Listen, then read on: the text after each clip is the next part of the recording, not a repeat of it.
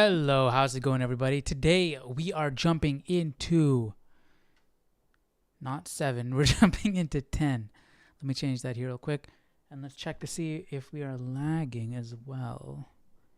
Give me 1 second here.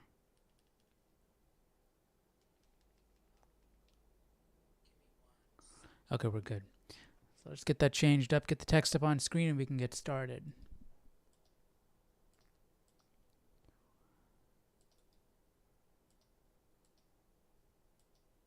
So what we left off yesterday was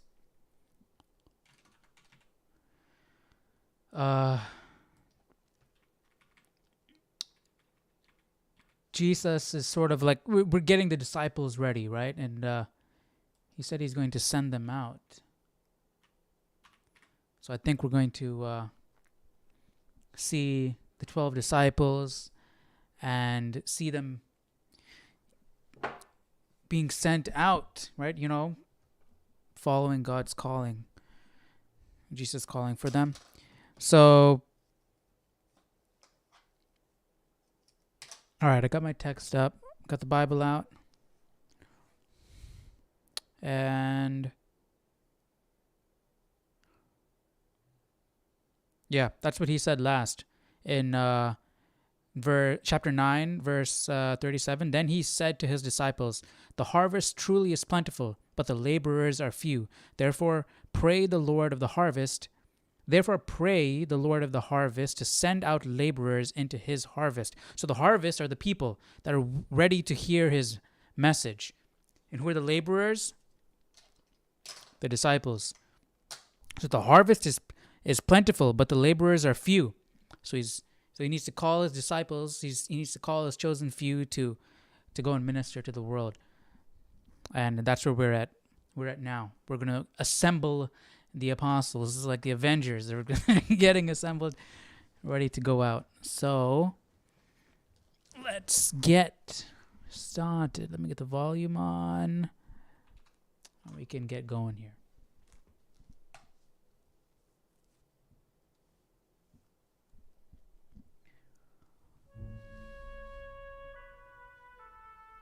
And when he had called his 12 disciples to him, he gave them power over unclean spirits to cast them out, and to heal all kinds of sickness and all. Just imagine what they must have felt.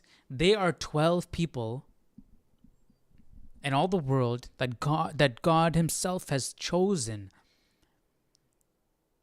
Like, you know, you get, back then they're like, hey, I want to be a stonemason. I want to be a carpenter. I'll be the apprentice. I want to be the apprentice to somebody who has excelled in this field, right? And they'll probably look up to that person. There'll be apprentices. People will be fighting over masters, wanting to be apprentice, right? Like, you know, let's say like some young carpenter, and there's like this tip-top carpenter and everybody's fighting to be that guy's apprentice. So they'll look up to that guy and, you know, will want to serve under them. Here, Jesus, God himself, is calling these 12 to essentially be like an apprentice, to learn from him, to teach his ways, to help him, to aid him in his ministry. Like, imagine that's crazy. Like, God comes down on earth and chooses you to be his helper. One of 12 out of everybody. Like, imagine. I mean, I know we were not supposed to, you know, like James and John's mom, you know, being proud of them, being proud of her kids. You know, I mean, you can be proud of your kids, but you know what I mean? Yeah, okay, whatever. You get you get what I'm saying. I would be like, holy cow, Jesus picked me. I mean, that's not the mentality we're supposed to have. It's not like a status symbol or something like that. But I mean, I don't know. I would feel privileged or honored, or I don't know. Maybe that's not the direction we should be looking at it as. But I mean, I'm sure these guys must have felt like, honored. They got to have. That's only natural. To cast them out, and to heal all kinds of sickness and all kinds of disease. Now the names of the 12 apostles are these. First, Simon, who is called Peter, and Andrew, his brother, James, the son of Zebedee, and John, his brother, Philip and Bartholomew, Thomas and Matthew, the tax collector, James, the son of Alphaeus, and Lebbaeus, whose surname was Thaddeus, Simon the Canaanite, and Judas Iscariot, who also betrayed him. Now, I got to point out something. At the beginning of this book, what did we say? We don't know who wrote Matthew. We're assuming that it is written by Matthew because it's entitled Matthew. That's the only reason why we think that it's written by Matthew. And then the way he mentions himself, if this is written by Matthew, he's mentioning himself in the third person. Philip and Bartholomew, Thomas and Matthew, the tax collector, James, the son of Alphaeus, right? He's referring to himself in the third person if this was written by Matthew. It could just be that it is written by Matthew and Matthew is documenting the events as, he's trying to separate himself from what happened and is documenting the events. But then, if he was doing it that way, documenting the events, he skipped out on a good amount of stuff.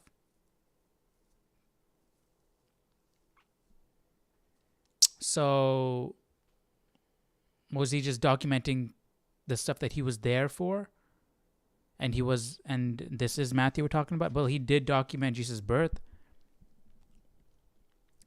So, I don't know, it just begs the question. Was this actually written by Matthew or was it not written by Matthew? And I don't know if we're going to be able to find an answer for that, to be honest. Judas Iscariot, who also betrayed him. These 12 Jesus sent out. Do not go into the way of the Gentiles, and do not enter a city of the Samaritans, but go, rather, to the lost sheep of the house of Israel. And as you go, preach, saying, the kingdom of heaven is at hand. Heal the sick, cleanse the lepers, raise the dead, cast out demons. Freely you have received, freely give. Provide neither gold nor silver nor copper in your money belts. That's hard for a lot of people today to do. That's hard for me to do. You really have to separate yourself from this earth. You really have to understand the bigger picture here. You're not living for this earth, so why? You're not living for money on this earth or status on this earth or anything like that. And that's why Jesus said, and that sticks out to me, that it's easier for a poor man to enter heaven than a rich person, because a rich person has to give up so much versus the poor guy doesn't have to give up anything. So it's not that the poor person understands the bigger picture. It's just that, he doesn't have much to give up. In this case here, these guys, they understand the big picture. Well, sure, they were poor, so it was also easier for them. But that also, it helps. It helps because it just makes that choice easier. And yeah, for a rich person, that's going to be really hard to change that mentality, to be able to give up everything.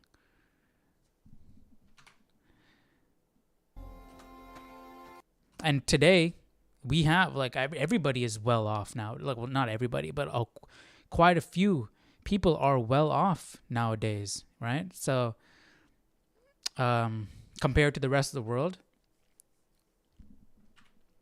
what I think the statistic is if you make $30,000 or more, you're in the top 1% of the world. Something like that. The kingdom of heaven is at hand. Heal the sick, cleanse the lepers, raise the dead, cast out demons. Freely you have received, freely give. Provide neither gold nor silver nor copper in your money belts, nor bag for your journey, nor 2 tunics, nor sandals, nor staffs, for a worker is worthy of his food. So don't prep for your journey. Right? Don't carry anything, carry any money, carry 2 tunics, 2 sandals, nor a staff. So you just take it as it comes. Be spontaneous. Live day by day. A worker is worthy of his food. So if you want food, you work for it. Don't take food with you. Don't plan ahead. What is the meaning of that?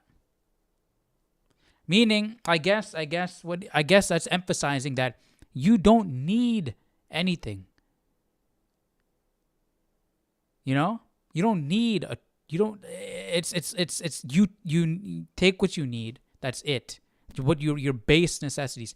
Clothes, not even 2 pairs of not even 2 tunics, just 1. That's all you really need. Food for your meal right now, because that's all you need right now. We'll figure it out tomorrow. So it's really like doubling down on the mentality of leave everything and follow me. Literally everything. Just the clothes on your back. That's it. Just you.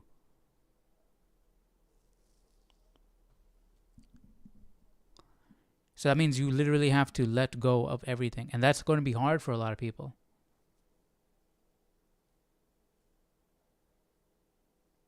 But this is the highest calling. This is the most important thing that you can do. And if you believe that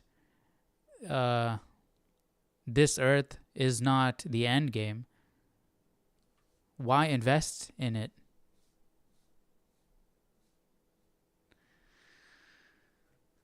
Why not invest in what's eternal, you know?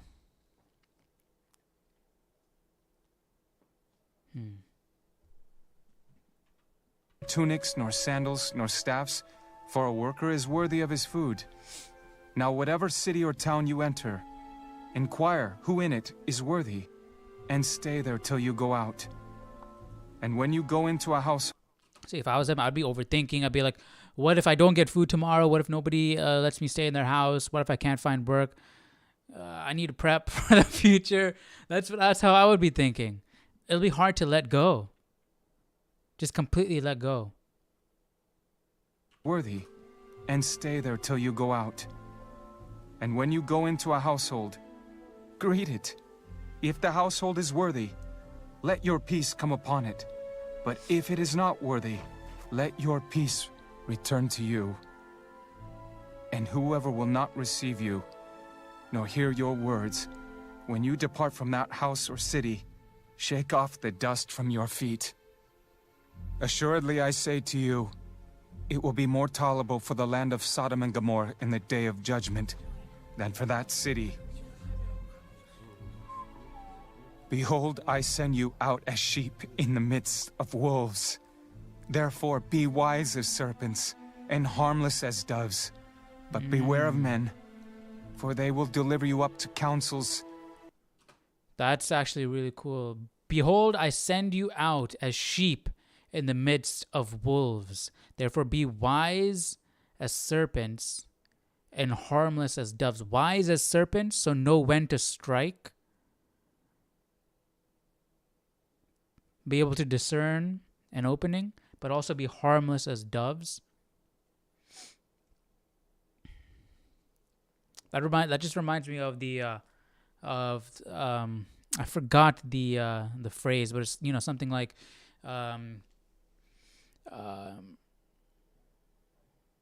I forgot. It's something like what's the guy's name? Jordan Peterson, and said something like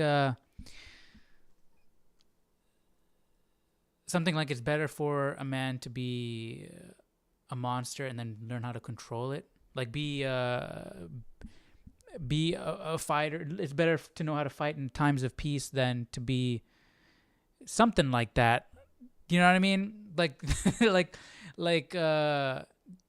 I think that's sort of what is being said here. Therefore, be wise as a serpent, but harmless as doves. So you have the potential to bite back, but you're not. You're being harmless as a dove. So you're not just meek and humble, and you can't do anything. You're harmless. Like they're not weak. They're wise as serpents. They know when to strike. But they're harmless. That's what Jesus was, right? He was not some weak person. He was strong. He was smart. He was cunning. He was intelligent, and he knew how to fight back. But he never hurt anybody, even though he had the ability to.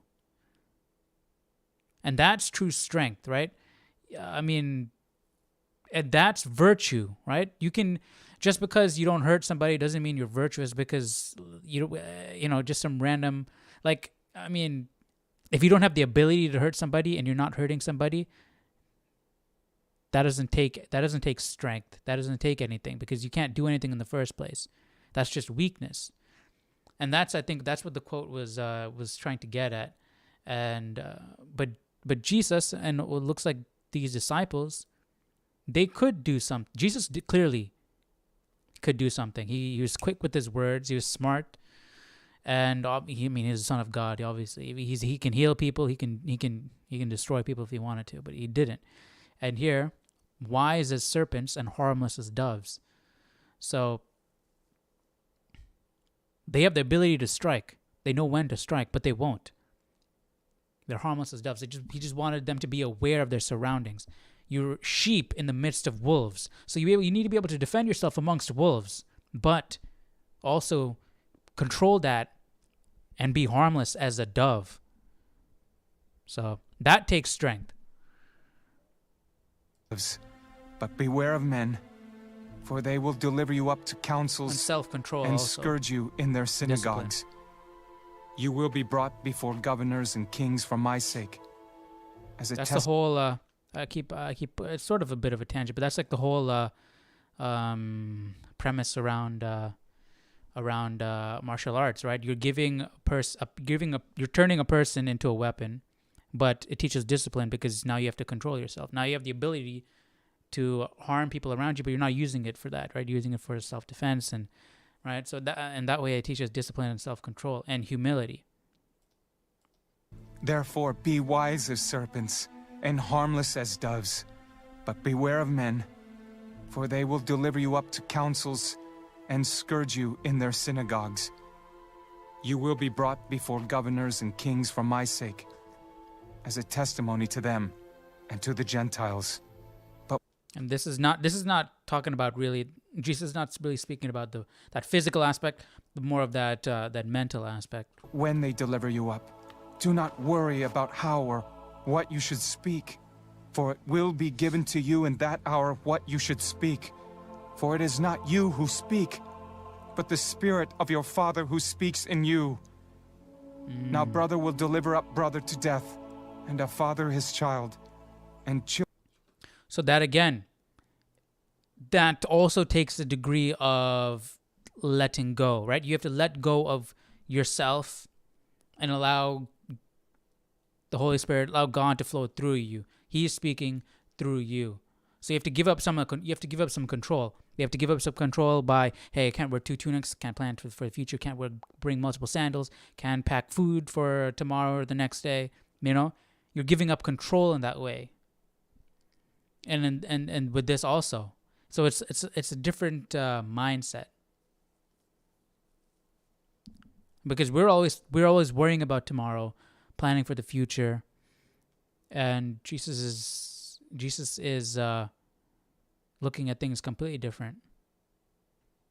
Now brother will deliver up brother to death, and a father his child, and children will rise up against parents and cause them to be put to death.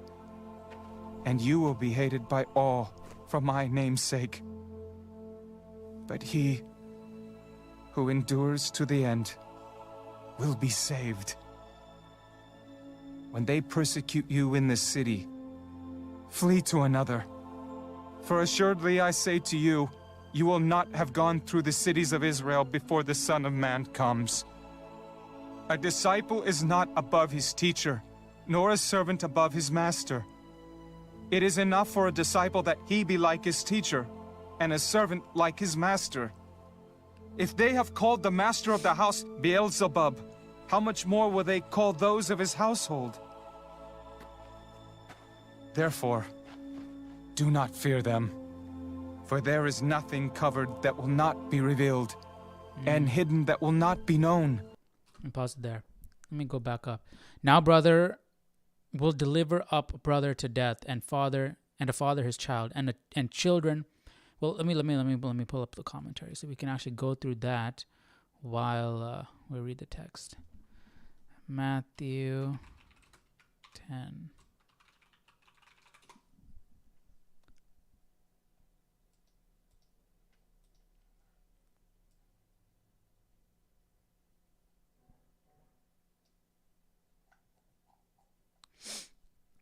Now, brother will deliver up brother to death. Jesus knew that in some cases the gospel would divide family members, and that some of the most bitter persecution would take place among families. This reminds me of the Holocaust, to be honest. Like children giving up their parents. I mean, it's not that, but that was just the first thing I thought of. And cause them to be put to death. Jesus plainly said that persecution would sometimes result in death.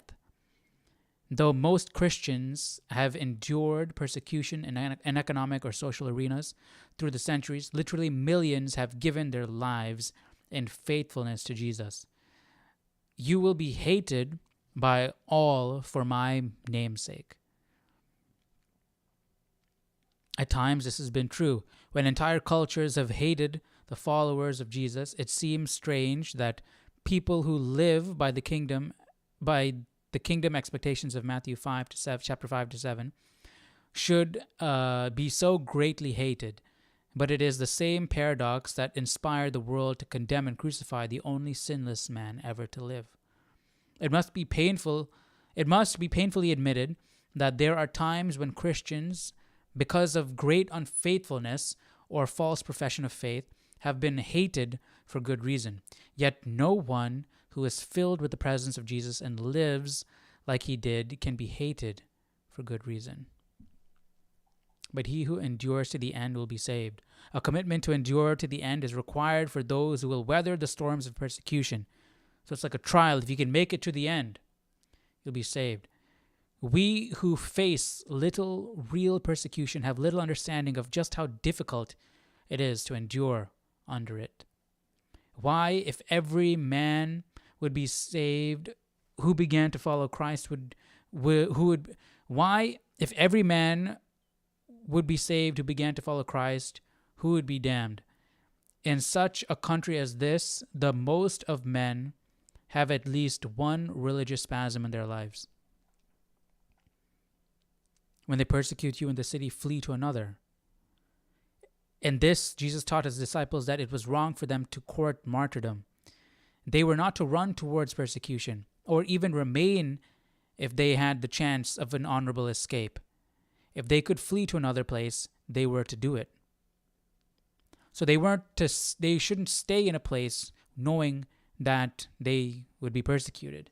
And not only that, it immediately reminded me of if your right arm is causing you to sin, cut it off. So remove yourself from situations that cause you to sin. And here it's remove yourself from a situation that's going to lead to your persecution. So don't be afraid to flee if it's going to better your situation.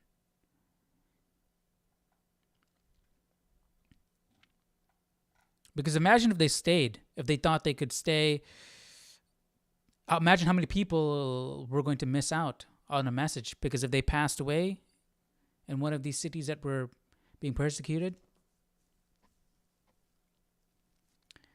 you will not have gone through the cities of Israel before the Son of Man comes. This is one of the hardest to understand statements of Jesus in Matthew. Yeah, it is. Because the Son of Man is going to come again before they have gone through all the cities in Israel. Jesus still hasn't come yet. And this leads to the idea that people believe, so there are some people that believe that Jesus has already come and reigned on earth for the millennium. I forgot what they say. But it's like we right now are living in the time when Satan is ruling earth and we're being deceived, and that's why we aren't even aware of this. Something like that. You will not have gone. I don't know. We'll read this and see if they have an explanation. You will not have gone through the cities of Israel before the Son of Man comes. This is one of the hardest to understand statements of Jesus in Matthew.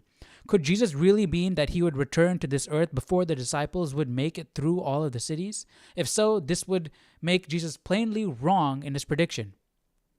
Instead, it is better to see his coming in this passage as his coming in judgment upon Judea in AD 70, which did happen before the gospel came to every city in Israel.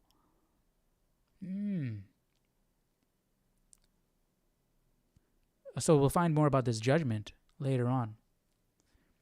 My only rebuttal right now, because I don't know much about this judgment, is he's referring to himself as the Son of Man. He's referring to himself coming, not judgment. Because I would imagine God the Father is bringing the judgment down. I mean, one and the same, but this is the fulfillment of the day of judgment warned of in Matthew 10:15. In many ways, the judgment poured out by God upon Judea through the Roman armies in AD 70 was worse than the judgment that came upon Sodom and Gomorrah. When they face persecution, they must take it as no more than a signal for strategic withdrawal to the next city where witness must continue, for the time is short. They will not have finished evangelizing the cities of Israel before the Son of Man comes in judgment on Israel.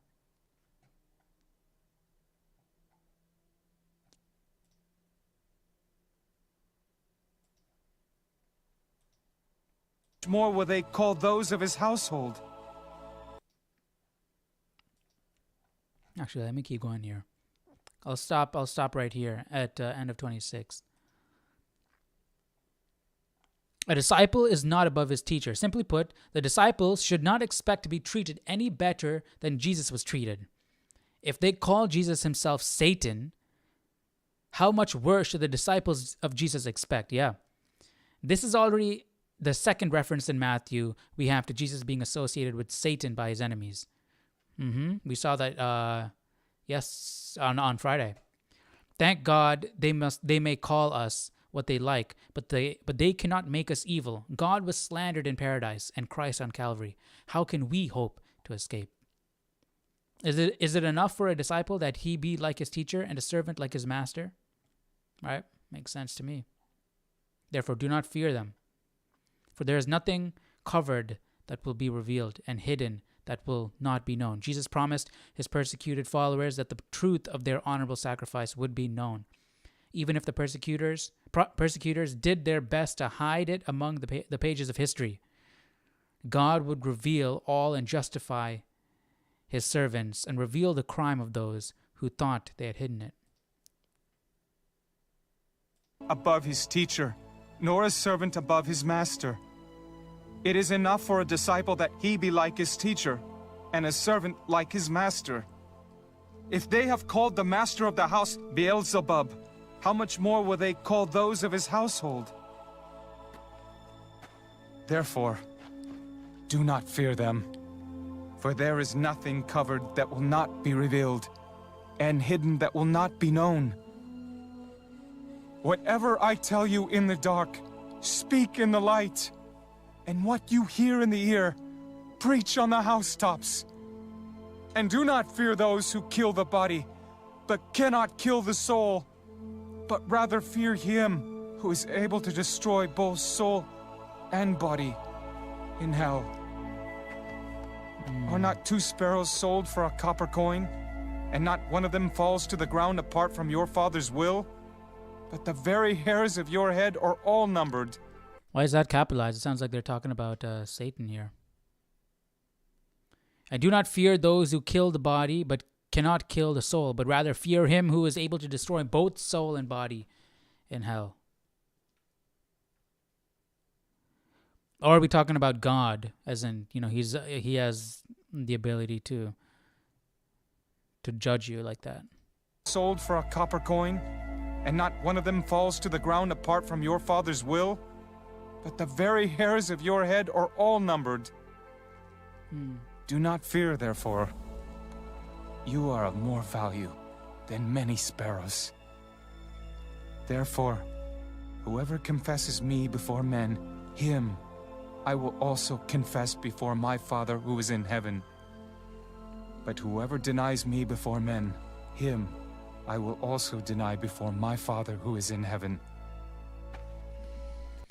Therefore, whoever confesses me before men, him I will also confess before my Father who is in heaven. But whoever denies me before men, him I will also deny before my Father who is in heaven. Ooh. And Peter denied Jesus 3 times after hearing that. Do not think that I came to bring peace on earth. I did not come to bring peace, but a sword. For I have come to set a man against his father, a daughter against her mother, and a daughter-in-law against her mother-in-law. And a man's enemies will be those of his own household. He who loves father or mother more than me He's talking about is the not worthy of ramifications. me. And he who loves son or daughter more than me is not worthy of me. And he who does not take his cross and follow after me is not worthy of me. That's what I'm saying. That's insane. That imagine like the strength to do that. And he who loves son or daughter more than me is not worthy of me. Imagine you have to be able to leave everything. You have to be willing to leave everything. I mentioned this on Friday, The Pilgrim's Progress. This is a novel, and they turned it into an animated movie. It's on Amazon Prime, and that it touches on this topic as well. A father leaving his wife and child to follow God.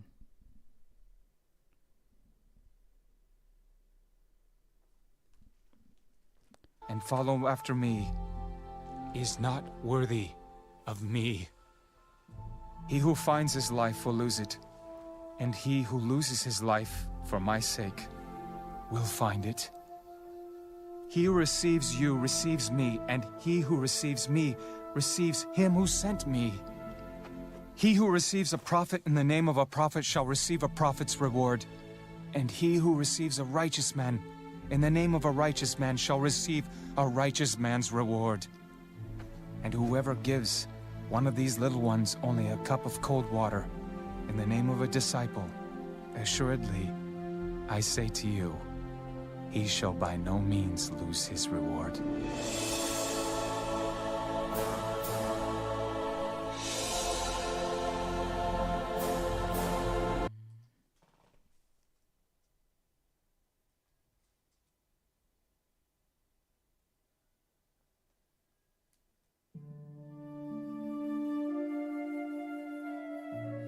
Now it came to pass, when Jesus finished commanding his 12 disciples, that he departed from there to teach and to preach in their cities. And when John had heard in prison about the works of Christ, he sent 2 of his disciples and said to him, Are you the coming one, or do we look for another? Go and tell John the things which you... How Jesus be like, how am I the coming one? I'm already here. How am I coming? I'm right here.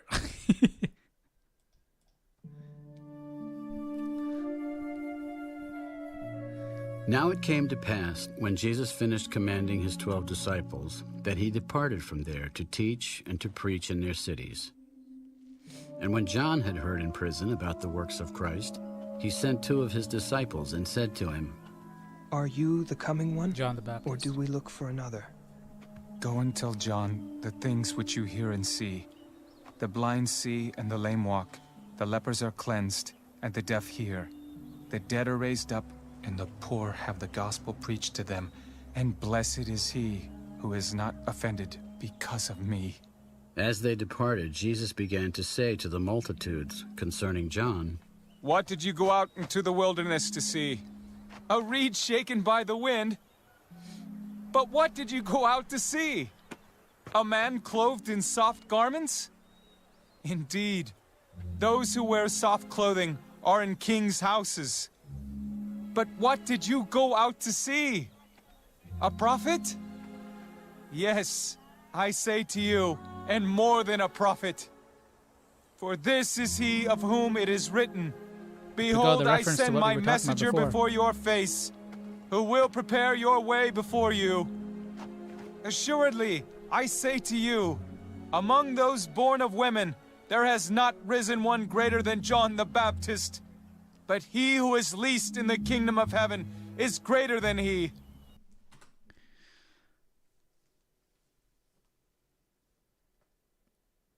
And think about it. John the Baptist left everything. He's wearing rags, animal skin in the desert. He has nothing. He is embodying what Jesus is saying to do. He's living day by day, doing God's work. Like, that's his focus. Because if he was planning for tomorrow, make sure I have food for tomorrow so I don't starve to death. How is he going to get the food? He has to work. All right? So therefore, he's putting priority on work to get money. So these earthly things, But John the Baptist puts all his trust in God and takes it day by day, and God blesses him and God gives him what he needs. It's hard for, at least me, to be able to let go to that extent. Like, it's scary, Even though it might be the right thing to do. But he who is least in the kingdom of heaven is greater than he. And from the days of John the Baptist until now, the kingdom of heaven suffers violence, and the violent take it by force. For all the prophets and the law prophesied until John, and if you are willing to receive it, he is Elijah, who is to come. He who has ears to hear, let him hear. But to what shall I liken this generation? It is like children sitting in the marketplaces and calling to their companions and saying, We played the flute for you, and you did not dance. We mourned to you, and you did not lament. For John came neither eating nor drinking, and they say, He has a demon. The Son of Man came eating and drinking, and they say, Look, a glutton and a wine-bibber, a friend of tax collectors and sinners. But wisdom is justified by her children. Then he began to rebuke the cities in which most of his mighty works had been done, because they did not repent. Woe to you, Chorazin! Woe to you, Bethsaida! For if the mighty works which were done in you had been done in Tyre and Sidon, they would have repented long ago in sackcloth and ashes. Aye. But I say to you, it will be more tolerable for Tyre and Sidon in the day of judgment than for you. And you, Capernaum, who are exalted to heaven, will be brought down to Hades. For if the mighty works which were done in you had been done in Sodom, it would have remained until this day.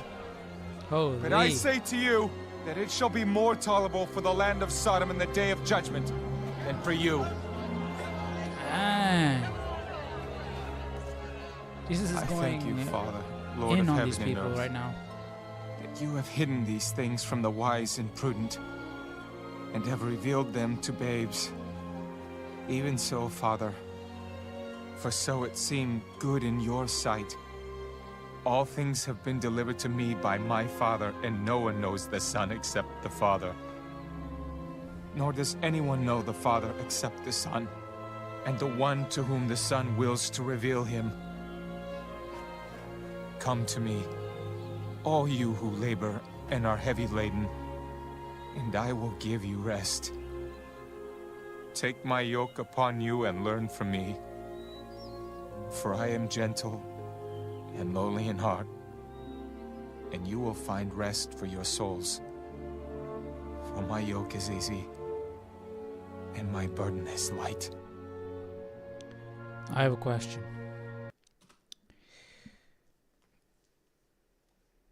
All things have been delivered to me by my Father. No one knows the Son except the Father, nor does anyone know the Father except the Son, the one to whom the Son wills to reveal him.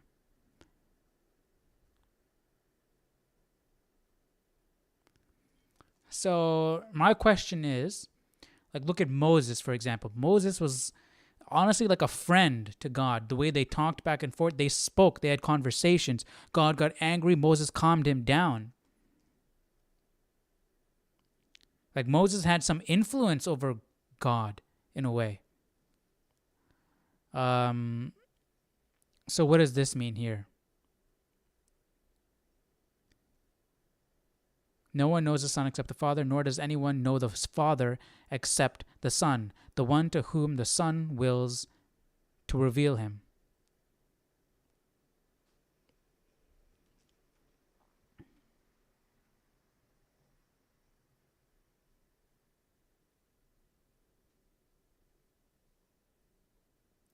Nor does anyone know the Father except the Son, and the one to whom the Son wills to reveal him. So the Son has to be willing to reveal God to us. Is that what I was trying to say?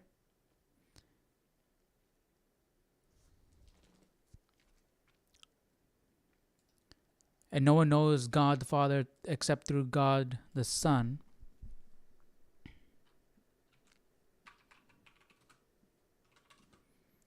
But did Moses speak to God through Jesus? I don't know. It didn't. I mean, there was no mention of that. He just went directly to God.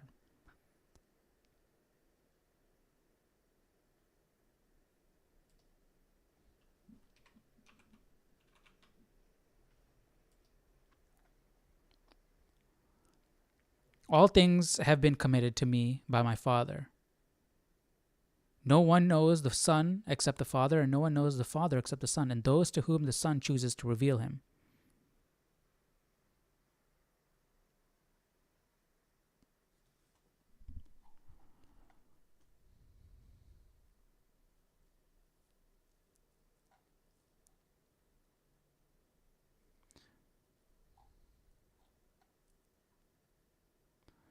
And no one knows the Father except the Son, and those to whom the Son chooses to reveal him. Well, I'm trying to figure out what this him is. This him God? No one knows the Son except the Father. That's easy to understand. And no one knows the Father except the Son. Easy to understand. And those, who are those, to whom the Son chooses to reveal him.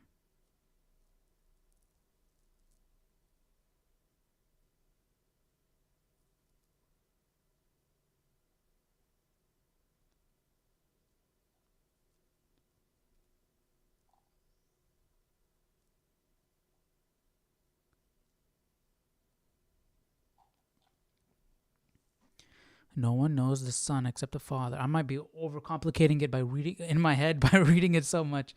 No one knows the Son except the Father, and no one knows the Father except the Son, and those to whom the Son chooses to reveal him.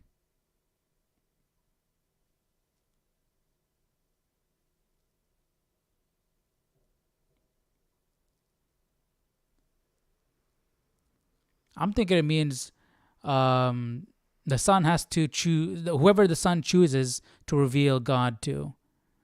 So you have to go through Jesus to know God.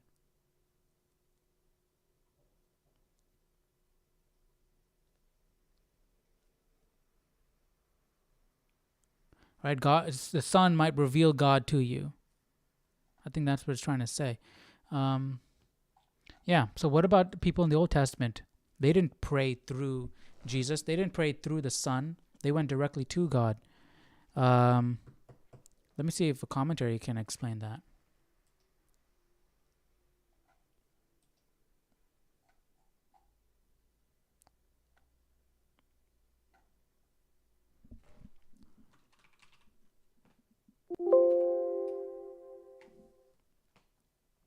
I was trying to see if there was any references to the Old Testament.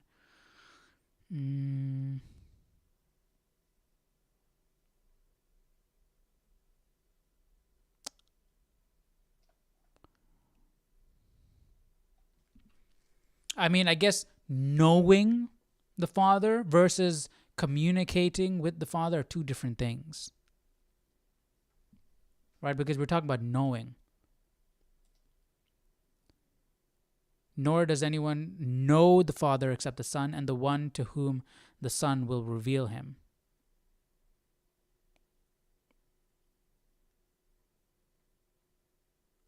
Son wills to reveal him. Right? So Jesus can reveal God the Father to you. But then going back to like Adam, did Adam know God? Or did he have to go through Jesus? Did Moses know God? Or did he have to go through Jesus? How does that work?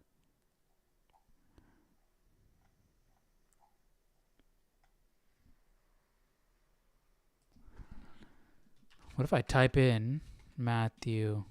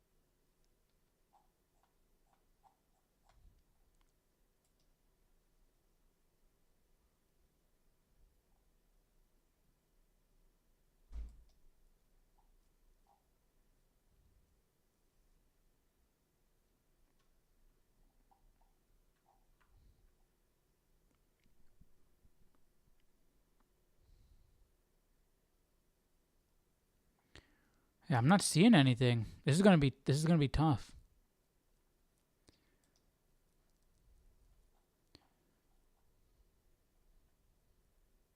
Because or maybe nor does anyone know the Father except the Son and the one to whom the Son wills to reveal him. Maybe the word know is in the what's in question here. What does he mean by know? Maybe Moses didn't know the Father. Maybe Adam didn't know the Father. Only the Son knows the Father.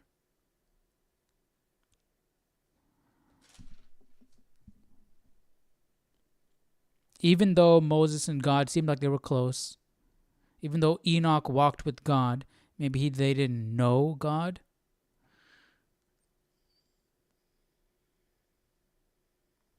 What do you guys think? I'm sort of stuck on this. I don't want to take up too much time because we're about to hit an hour. I'm gonna do some digging by myself also, but let me know what you guys think about this.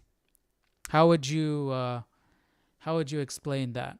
People like Enoch who walked with God, Moses who we saw conversed with God back and forth, even talked God down from anger. Adam. These people who had strong relationships with God, who spoke with God. It seems like they knew the Father, in a way. Nor does anyone know the Father except for me, the one to whom the Son wills to reveal him. What do you guys think? Let me know your thoughts down below in the comment section. That's going to be it for today. We just finished Matthew 10 to 11. Ended on a question that was not resolved, unfortunately. But let me know your guys' insight, and I'll look up some stuff as well and see if I can find anything. But that's going to be it for today. Tomorrow we'll jump into Matthew chapter 12, talking about the Sabbath day. All right. Hope you have a great rest of your day, and I'll see you tomorrow. Take care. Bye-bye.